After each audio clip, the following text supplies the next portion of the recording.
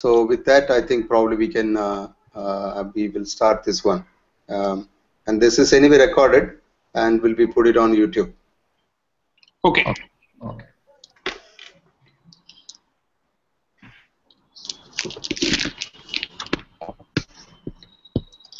So, hello everyone. Welcome to the first SMIBSOnAir webinar. We have with us Mr. Jacob Raj from Create HR Consultants. He comes with about 20 years of corporate experience, having worked with large corporates like Ford, General Motors, Cognizant, and such companies, and having headed HR across these organizations at various levels. He has a very vast and large experience and knowledge in the HR and management space.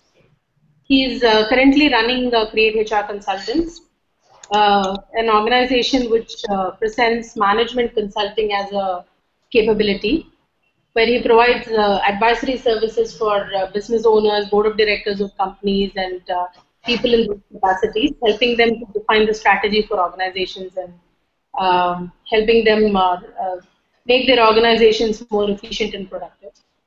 And he also helps individual students and experienced professionals fine-tune their career by providing them career counseling services, helping them achieve their career aspirations, and so on and so forth. Welcome, Mr. Jacob. He's here to talk to you on MBA, a roadmap to your dream job. The presentation is essentially focused on presenting various possibilities of education and work to you post your graduation. So after undergraduation, what will be a question typically in the minds of all the undergraduate students? Should I study? Should I work? So that's essentially what he's planning to address and give you an idea of why MBA is a wise choice to make after your undergraduation. Over to Mr. Jacob. Thank you, Bamini. That was a very kind introduction and the generous set of accolades from you. Thank you so much. And thank you, SMI Business School, for giving me this wonderful opportunity to interact with very young managers. So I would rather start calling people young managers right from the day they aspire to be young managers. So that's a fantastic opportunity for me to interact with the youths and the young people. That gives me a lot of energy. MBA, a roadmap to your dream. There is no job here. It is a roadmap to your dream. So that's a theme for this discussion today evening. It has been a wonderful climate here at Chennai, and I hope this discussion now is also going to make your thoughts and your aspirations and your dream wonderful. In this presentation, what we are trying to do is to understand and answer two questions. One, what is in an MBA?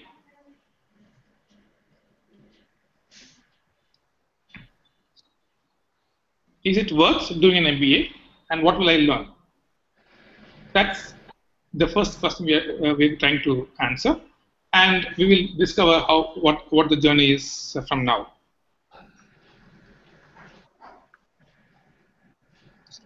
Can you people see the slide change? Correct. We can see. Okay. The students here could have spent about 3 years or 4 years, depending on what education you have gone through on your graduation program so far. So these three years could have been a fantastic journey for you. Initial year could have been a freedom from all the exams after it was standard, and you have moved on to a very free life the first year. And some of you could have become a little serious during your second year, thinking through what should you do after graduation. Many of you could have become a lot more serious in the third year or the final year, almost deciding or giving exams, competitive exams, as well as next level admission exams by now. There could be another set of students who may think that I need to go to work. What am I going to do studying more? I'm just out of last 7 years. I've been running behind marks. And now, should I continue my education? And sitting in a classroom, listening to a boring professor? Let me go to work. So what work do I take up? So these are all the questions that are likely to be in the minds of people who are at their 21, 22 years of age and who are just finishing their final year education in various colleges. It could be arts college, it could be science-based education, it could be engineering, or it could be any other professional courses that you have taken. So this is a crossroads situation. What do I do? When I was giving my 12th standard examination, my parents and the society told me, please give the best now. This is what is going to decide your future. I gave it. And I got where I deserved. Sometimes I think I could have done better. And now I'm at a situation where I need to give my best again and decide which direction I'm taking. Now I'm going to be measured based on what kind of job I'm going to do, how successful I'm going to be in future. So what am I going to do in future? That is a question we are at right now. So from this crossroads, where do we go? What are the options that we have right now? One is work. After graduation, I need to go and work. Because work is independence, I start earning money, I become a complete grown-up person, I'm an adult, I'm proclaimed to be an adult, and for many people, I can even take my boyfriend or girlfriend out independently without depending on my parents.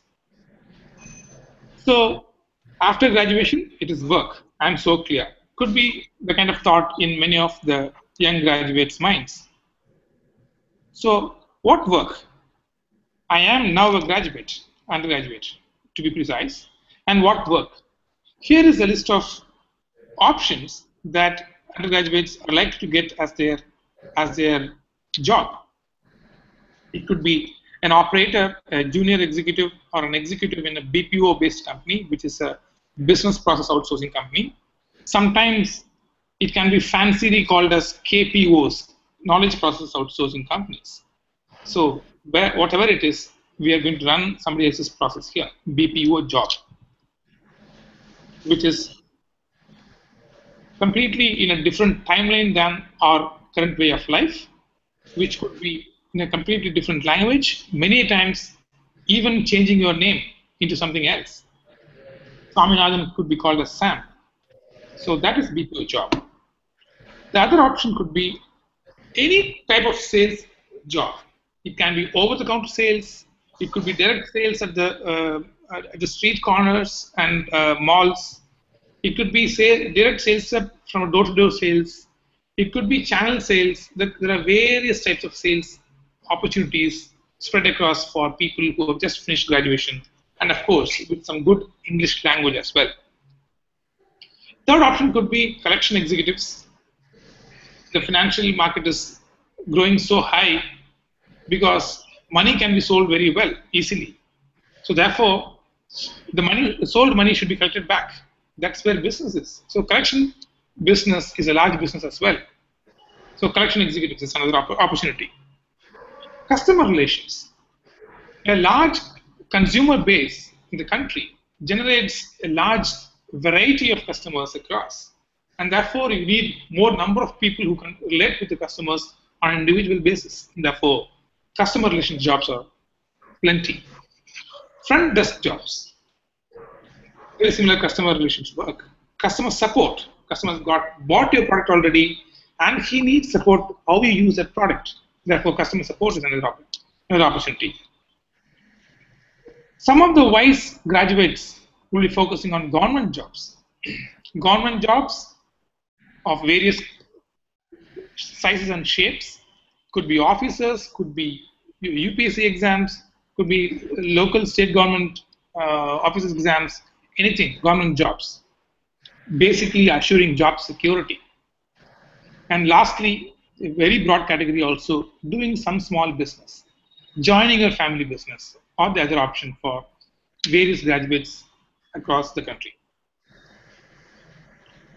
So this is one set of the options for people who are just graduating this year. And what else? Okay, I'm just a graduate now. I want to be postgraduate. I want to be educated little more than being a graduate. When India gained independence, qualifying as an 8th standard pass, they call that as third form or fifth form, something like that, is a great achievement. In mid-60s and early 70s, qualifying as 10th or 12th standard was a great achievement in the rural parts of our country. 80s became graduates, 80s and 90s. Post 2000, if you are educated, you need to be a postgraduate. So, what are the options that I have as a post-graduation study after I finish my UG? I have finished my graduation. I'm not sure if the qualification is sufficient enough for me to fetch a good job. I'm not sure if I'll get a job based on my qualification right now, including professional qualifications like doctor, lawyer, and engineers. I finish civil engineering and I go and join as a software engineer or a BPO executive in a company. So that is not what I studied for. So therefore, graduation should be something based on which I'll get my job. Therefore, I'll get a better positioning. So what are my different options that I can study as a post-graduation program, which will fetch me a job in line with my education qualification? Therefore, here is one list of possible courses that you can take as a post-graduation education. I would rather put chartered accountant as one. Thrash out the difficult ones first. So chartered accountancy is understood to be the most difficult examination to clear in the country. Number one reason, it takes about 3 years of articleship and then you clearing 2 extremely competitive exams conducted across the country. And you are qualified to be a rank holder only when you pass as a first time pass person. So the first time pass percentage itself is a single digit percentage of the total number of applicants. For example, what I mean here is, if there are 10,000 people who are appearing for Group 1 exam in chartered accountancy, very few of them clear the Group 1 exam in the first attempt. Similarly, you have to be consistent in clearing your attempts in the first time itself, and therefore you get a rank in chartered accountancy. Otherwise, you are certified, but there's no rank for you. That is option one. The other option is computer-based courses. Nowadays, there are enough courses which are happening on computer-based applications. The latest being the big data tools, R programming, business analytics in through computers, things like that. So those set of courses, charging almost the same as an MBA course, have mushroomed around. Third set could be specialist courses.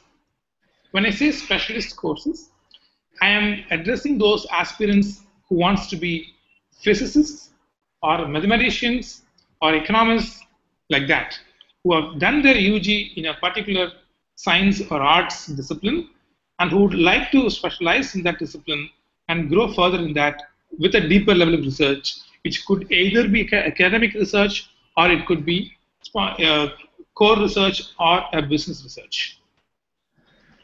So specialist courses are also an option for graduates to go and pursue for their future. Definitely for the set of people who are thought leaders for the future of the country as well as the world. Competitive exams. This category it basically belongs to the government job category. So you write UPSC exam, which I would rather put it here in this part because the competitive exams that I'm referring to here are the UPSC types, which requires at least 2 years of preparation to clear these exams. Clear these exams as well as clear the interviews. It is a series of things: preliminary, main, and interview. So competitive exam can also be categorized into after graduation study types rather than job types. And lastly, I bring up the option that I am advocating for, that is management education. Management education is a very broad canvas which has got different types of management educations. MBA is one type, and you can also have very specialized management educations like certified financial accountants, certified planners, certified security advisors. There are many management educations. The most popular is MBA. Management education is MBA. Many of the institutions give this MBA not as a master's in business administration, but they also give that as postgraduate diploma in business administration. Both as a program are very popular. It depends on the institution that the popularity does the do. So both are equally sufficient as a practitioner, management practitioner in the business industry as such. So let us go and dwell in detail about management education. The moment I say management, then what strikes a normal mind is about managers. So what do you manage? Manage work, manage business, manage profit, manage growth, manage sales, manage customers, manage people. So managers. So the moment you say managers, we need to talk about division of labor here. What is this division of labor? At home, we have a certain set of work allocated for the different role types that we are seeing. Mothers should cook, fathers should earn, sisters should help mothers, the son should play. So this we have been stereotyped as a division of labor at home. Practically, in running larger systems than home is a very small system that runs. When you think of larger systems, it can be organizations, it can be towns, countries, whatever. So when you run larger systems, we need to have clear division of labor so that there is the purpose that comes from the top, and the purpose gets converted into a plan at the middle, and at the bottom, people execute those plans. So therefore, it is broadly leadership, managers, and workmen. There are 3 levels of division of labor that we will see in our life after graduation. Because at the end of graduation, our student life comes to an end. The post-graduation becomes work life. Though you are studying, it is work life. Therefore, we need to start having an understanding of what the world around is. And the world starts with the division of labor, and it is people who give directions on top, and people who convert those directions into implementable action plans over the managers, and people who execute that as workmen. Broadly understand this as these 3 levels. These 3 levels, you can see it in any organization. The most popular organization that we see around us is a police department. In police department, we have 3 types of officers in any state across the country. We have a set of officers who are qualified through UPSC exams as IPS officers. Those officers become assistant commissioners and grow up to IGPs from their age 24, 25 onwards. So these people belong to the leadership rung of the organization. So they give directions. They make policing policies. They make governance policies for the police department. So that is the leadership level. Then we find a set of police officers who have a kind of stripes along with their rank on the shoulder. They're all called inspectors, sub-inspectors kind of ranks. You can equate them to managers. They are the ones who convert the policy into implementable, actionable items at the police station level and implement it at the police stations or implement it at the various offices that they have, whether it is SBCID or any other departments within the police department as such. And you have third set of people who do not have any rank on their shoulder, rather on their arms they have certain stripes or any other symbols like that. They are the people who actually carry out the job in terms of stopping the vehicles or driving the vehicle for going from one place to another place, writing the records, keeping the records, bringing the files, and all the stuff. That is the constables, head constables, and other ranks. So this is typically helping you to understand what division of labor is here. Why is it important to speak about this here? It is important to speak about this at this point in time because here is where we have a set of people who lead, and the education that you go through and the kind of quality you bring in your education puts you in the right position, whether it is leadership or into manager's position. The moment you are a graduate, you are not necessarily looked at as a workman in any of the organizations. So that level is clear. We are at least now looking at managers plus kind of roles. So there could be a question that can come into many of your heads. Normally, MBA means managers. You are saying leadership. How is it possible? I'm sure I can explain this for you. So managers and leadership are the top possible levels and the nature of work that you are expected to do after you join an organization. So when you are an MBA graduate and you are joining a product management team, you are likely to work on systems like product design, product for the future of the product life cycle, and things like that. So therefore, you are trained to become a leader or to lead a product as quick as possible. Therefore, the focus is on leadership. Whereas graduates join in an organization as executives or officers, start doing the day-to-day large-scale transaction work like accounts keeping or stores management kind of work, or even production line management kind of work, and then grow up to become managers of a department. So the headroom for people who are graduates is up to manager level. The headroom for people who are postgraduates, specifically MBAs, is becoming the CEOs or CXOs of the organization. So here is where I need to help the graduates understand in a business organization. One is these three levels.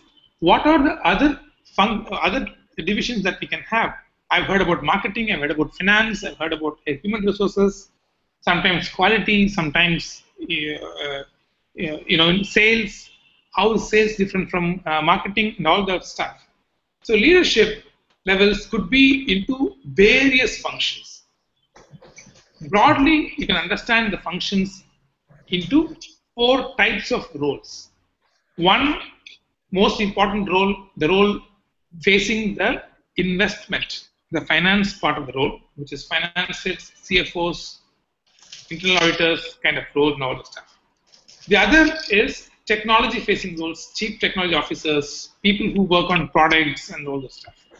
And third could be customer facing roles, marketing, sales kind of roles.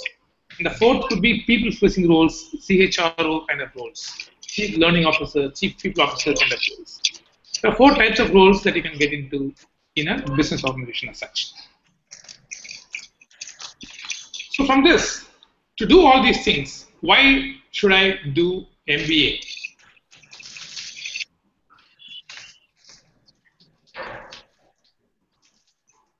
MBA here is to equip you as a better business leader, basically helping you to look at business in a very professional way. Most of the systems and processes, as an MBA person, will be having a different output. So therefore, it helps you to become a much better business leader, in spite of people being engineers or chartered accountants. People would like to do MBA as well to bring the business perspective into their work. Recently, very senior officers in the government, people like our RBI governor, they have invited more MBAs to join the government. Mr. Rajan himself being an MBA graduate. So there are more people who are whom the government is inviting to come in to the governance, not just to run their PSUs alone, also to run their large programs, which will have a large financial participation by the public as well as from the interested stakeholders across the globe. So the government could seek more and more MBAs in future. The third most important what MBA gets is, as you lead in the organization, people who work in the government also are called leaders. They also lead. The IPS and IAS officers, they also lead. Most of the processes there are defined, predefined. The officers of the government are there to execute the predefined processes. So the procedure there leads, not the person. People who are at workman level, people who are at manager level also run the procedure. They are there to ensure that the procedure is implemented. They don't lead. Whereas an MBA person, he leads. He takes a decision. He changes the procedures. He defines new procedures. He defines new products. He defines new customers. He defines newer opportunities. Therefore, you lead. You lead here. What you say does matter, and it has been implemented. And this is the most important opportunity. You practice what you studied. Being an MBA, you practice what you studied. So there is not much difference for you between your studies and what you are actually doing at work. You may not implement everything that you studied being an MBA, but as you grow in the organization, as you grow in the leadership rank, you would have to do almost everything that you studied in your MBA, including from your first year paper. Right from the principles of management paper, you will definitely be using it in terms of your work when you grow higher in the level of the organization. Last but not the least, MBA is the only program which helps you, which definitely helps every MBA graduate to experience the global culture. Because becoming a business manager, you are into a world which has got no borders. The business people have no borders. The capital doesn't have border. The capital doesn't have border. Therefore, people who have the capital doesn't have border, and people who manage and multiply the capital doesn't have border. So you practically experience the global culture. So what it means, experience the global culture? A good practice being implemented in a country, in a country like Norway, Netherlands, Belgium, gets replicated in various other countries across the globe. A fantastic practice implemented by one company in Germany gets adapted by somebody in the US, and therefore it becomes very popular. The best example is Six Sigma. Everybody will know about Six Sigma. The moment we say Six Sigma, most of the professors and the people in the corporate would associate the word Six Sigma to General Electric. Whereas the first organization to implement Six Sigma in their business is Motorola, a fantastic research and development organization. So Motorola implemented it, picked up General Electric, made it completely popular, and it almost swept away the complete TQM practices in the corporate. So you become global. So that's a kind of an opportunity an MBA graduate will be able to get. So those are all very rational. Here comes the most attractive set of attractions for for MBA graduates when you become a person who will lead organizations in business houses. Great salary and growth. The opening salary could be fantastic. There are people who will say, here's an engineer, or he just studied BA economics, yeah. He has grown fantastic in the organization and he is really earning as good as another MBA person from IIM or Tata Institute, kind of great management schools. Though that data point is an outlier. When you are a graduate, you definitely, the average opening salary is much lesser than a postgraduate, specifically a postgraduate in management business administration. So one is you get at least about 80% higher salary than your graduate counterparts the same year. And number two, the rate of growth after you join the company, how does the salary grow year on year, is also exponentially different for a management graduate than a non-management graduate. So that is another additional larger salary and growth opportunity for us. Third thing, when you become an engineer in a company, then you're confined to that industry. Even if it is software, you're confined to software industry. Many times people even get confined to software for banking, software for healthcare, software for retail, kind of confinement to industries. Industries here meaning different verticals, one is hospitals are all one type of industry. Manufacturing is one set of industry where you can manufacture anything across manufacturing industries. Financial sector is another industry where banks and insurance and everything comes under financial sector. Like that, when you are a graduate, you get confined to an industry. A banker can only be a banker. Whereas, when you are a management graduate, you get to travel across industry. I worked in electronic manufacturing companies initially, and I had opportunity to go to automobile companies. I could go to software companies later on. So there are various options. I have worked with consulting organizations later on. So you can move across industries as a management graduate because the management practices across industries are on a very similar line of thought.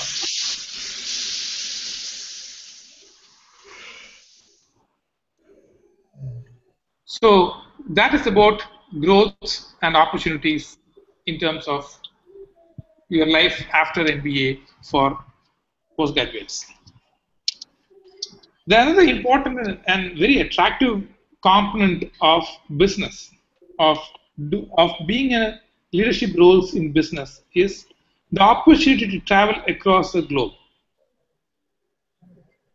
So there are our founder of SMI, he has traveled enough across the globe. I have traveled enough across the globe. Most of the dean has traveled enough across the globe. So we travel across the globe running businesses for various organizations. So the travel could be, sometimes it is like 20 days in a month, and sometimes it is, as you wish, maybe 2 days in a month. So there are people who take lesser traveling job opportunities. There are people who take larger traveling job opportunities. So you have an opportunity to tweak your work based on the style of living that you want to have. So along with travel comes your ability to work with various nationals. You have the ability to work with people from across the globe. I have had counterparts who are from Switzerland, who are from the US, who are from South Africa, who are from Philippines, and across the globe. They are counterparts. You just spend days and nights together at work with people like that. You have friends from various nationals, work friends who become really close friends, who understand different cultures with you, who share a lot of their thoughts, way of life, and culture with you. It is wonderful to have people and friends close friends from work from across the globe. So you get the opportunity to work with various nationals when you are a business leader in an organization. So we have talked about experiencing the global work culture in our previous slide itself. So travel is a fantastic opportunity being a business leader. Uncompromised quality of life. This picture on the slide itself is so beautiful. A pristine beach, fantastic sands, and a small kid playing in the sand, and the lonely bench under a tree. So this could be a resort facing the sea. So MBA helps you to look at this quality of life, have an opportunity to be in facilities like this, hotels and resorts like this, where you will actually do the work during the day, and in the evening you'll be in a place like this. You may have well-planned and exorbitant king-size holidays for your family, for your own self, your parents, and your spouse and children in the future. So this gives you this helps you to go for a fantastic, uncompromised quality of life. So this quality of life becomes a part of your future. This is what you are. You are now possibly in a institution which is not necessarily in a city. You would have rubbed shoulders with people from across the economic scale, but your future is going to be completely different when you are taking a course which is completely directed towards business, and when you become a business leader in an organization in the future. And this way of life is also going to be very different from the rest. Many times when you go back to your home, when you go back to your social groups around you, you may not have many of your people, your family members, extended family members, who are exposed to this quality of life. So there is a possibility that you bring in a completely different perspective of life to your entire heritage and to entire future generations. So therefore, this is taking you as an individual as well as your entire social group to a complete level. So MBA gives you the opportunity to work as a business leader in organizations, therefore bringing a lot of the best of the world to your family. Imagine Indra Nooyi. Imagine Mr. Pichai. So look at the kind of backgrounds and where they could go. These are definitely outliers, but there are many of them in the organizations at the leadership levels who have scaled their a personal way of life from point A to point B, which is completely different. So that's the bigger opportunity as a part of being a leadership position in business organizations. So what goes into an MBA? I studied economics, I studied physics, I studied mathematics. I know what goes into those things because I have had a view of that subject in my 11th and 12th standard. I don't have a view of what is an MBA. So what goes into an MBA? Broadly, MBA is a program which is run in 2 years of duration when it is a full-time. When it is part-time, it is run over 3 years of duration. These are the minimum time periods required unless there are very specific institutions which runs a 1 year program. So those are all differently intense programs. So in these 2 years, let us take these 2 years and understand the program structure broadly. Normally, the MBAs have first year as being a general MBA program where they cover papers like principles of management, they understand human behavior at work, they have broader papers on sales and on marketing, and those are the kind of things that will go into the first year program. The second year gets into specializations. So this is something that we need to understand as an MBA program. The specializations help you to get into one of the roles that you can take as a business leader.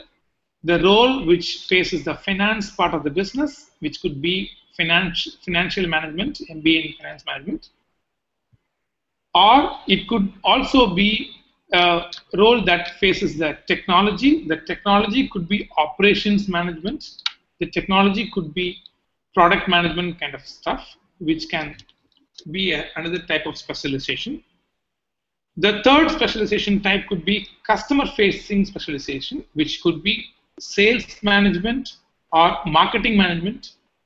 We, as an SMI institution, are basically focused on sales and marketing kind of a thing. So that is the nature of SMI's, work here.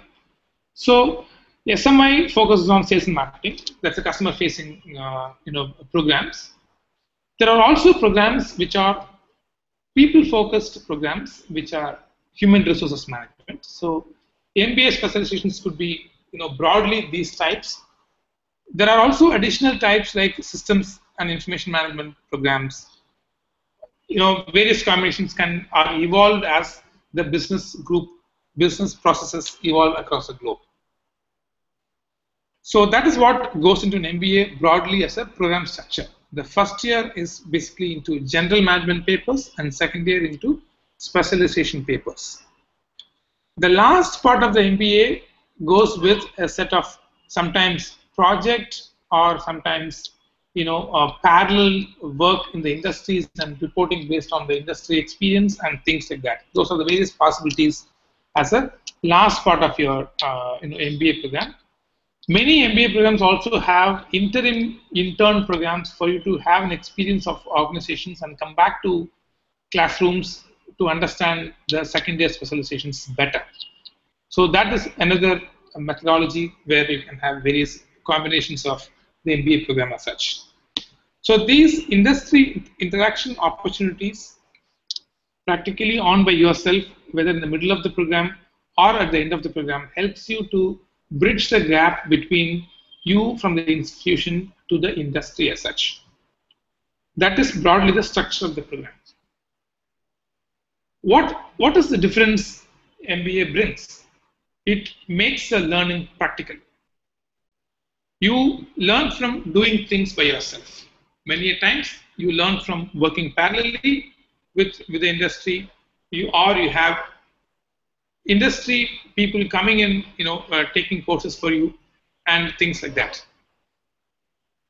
This is one education program where the industry has invested a lot of their time and money in coaching future managers for business.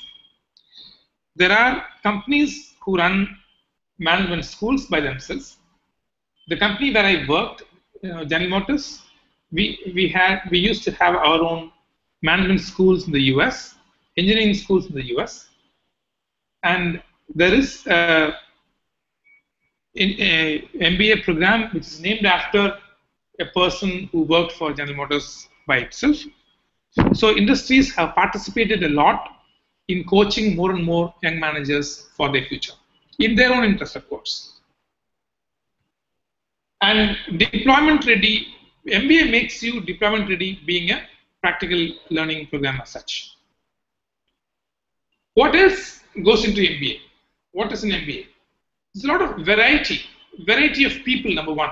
People come from variety of backgrounds, sometimes experienced, many times freshers, male, female, different languages, different religions. There's quite an amount of variety. The MBA program has got a fantastic balance within the program as such, which means good understanding of various factors of business like finance, technology, customer, and people. And at the same time, a good perspective of governance, policy, and judiciary perspective as well. Fantastic balance. This program has got a fantastic balance. And this program has got a very specific focus. So it completely uniting the purpose of doing the business profitably. So therefore, high level of unity in the program as such. And the program has got a rhythm in the way it runs. So you start with a point and increase the tempo, go to a highest level of learning, go get an exposure from the industry, get back, validate what you've learned, and then all set to go and succeed in life at the various business houses. Got a fantastic rhythm. That's what an MBA program is designed over multiple years of time since since early industrial revolution periods onwards. So that's about what's in it. Most of the programs in MBA are case study basis. What is a case study? Something happened at so-and-so point in time in an organization. So when this happened, what did that organization do? What they could have done? And what are the implications of people who have seen that incident happen in the organization? For example, it could be something like, from a very layman terms, it could be something like, one accident that happened in a road. So the police department picks up that why the accident happened here, understands that and corrects it. That learning is replicated across the department in similar sets of towns. That is case studies. That example goes into academies. Like that, in businesses, we have various case studies. Say, for example, in early 90s, or possibly many of you would not even been born, how did people introduce washing machine for India? Washing machines were made for Europe, where you cannot wash every day with running water. You need water which is heated, number one, and then you need a machine. You can't touch water with your hand because it's very cold, and therefore you need a machine. That's what's the background for bringing up a washing machine. So when TVS introduced washing machine in India in 1994, what did they do? So that is a fantastic case study of understanding the specifications of what are the various performance specifications for the first washing machine in India. So go across India, measure temperatures, early morning temperatures, afternoon temperatures, midnight temperatures across the country, and define the thermostat specifications for these washing machines and define that. So this becomes a case study in engineering in the MBA program. Then therefore that becomes an understanding repository for you. Normally in industries have generated plenty of case studies through various publications, which are a fantastic repository in management institutions as such. Faculties come with industry experience. Therefore, they bring these case studies personally with them. There are published case studies, and faculty who come bring their personal cases for education as well. Organizations, institutions have tie-up. Therefore, people can visit to an institution and teach young managers. Therefore, visiting faculty from the industry is a norm in management education as much.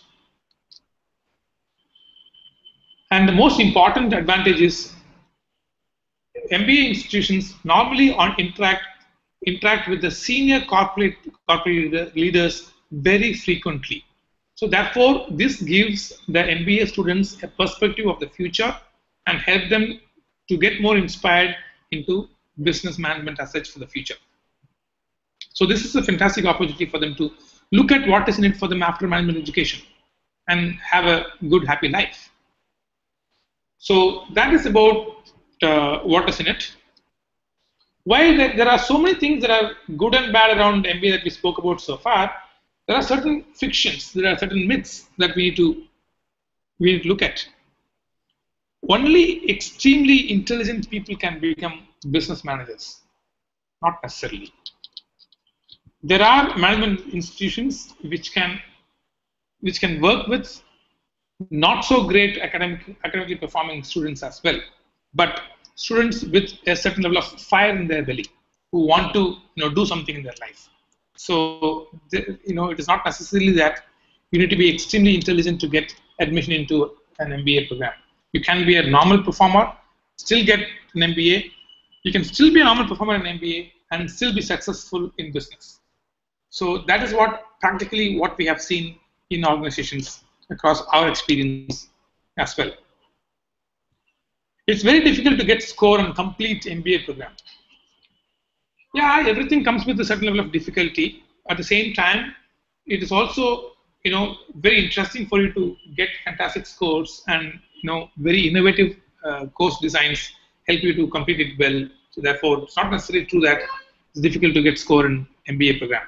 It's definitely easier because the education is more practical.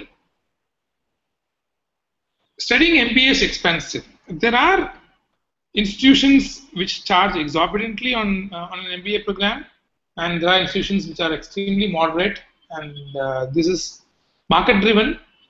And while expense is at one side, there are enough financial institutions, NBFCs as well as banks, who are willing to offer good education loan, which you'll be able to repay in the first year as a part of your education expenses in studying MBA.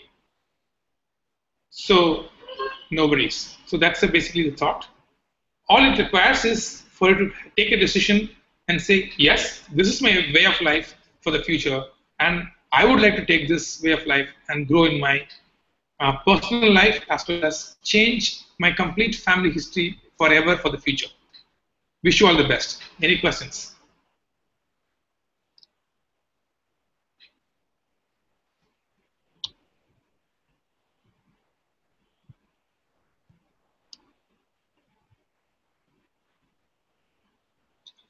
Prasad, if you are in connection with any of those people, you may take questions from them and post it. Otherwise, we can go for a closure for the call.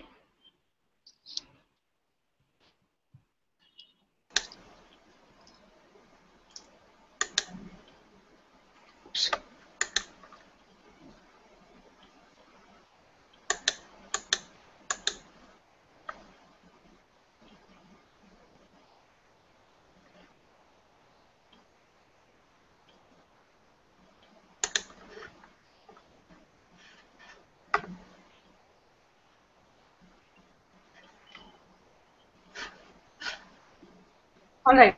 What we can do is, Prasad, reach out to the participants, and if they have questions, we can probably pick them up and send them over to Mr. Jacob on email and get the answers and post it back to them. Given that there are difficulties in people communicating from their end, I think we can do that. Okay.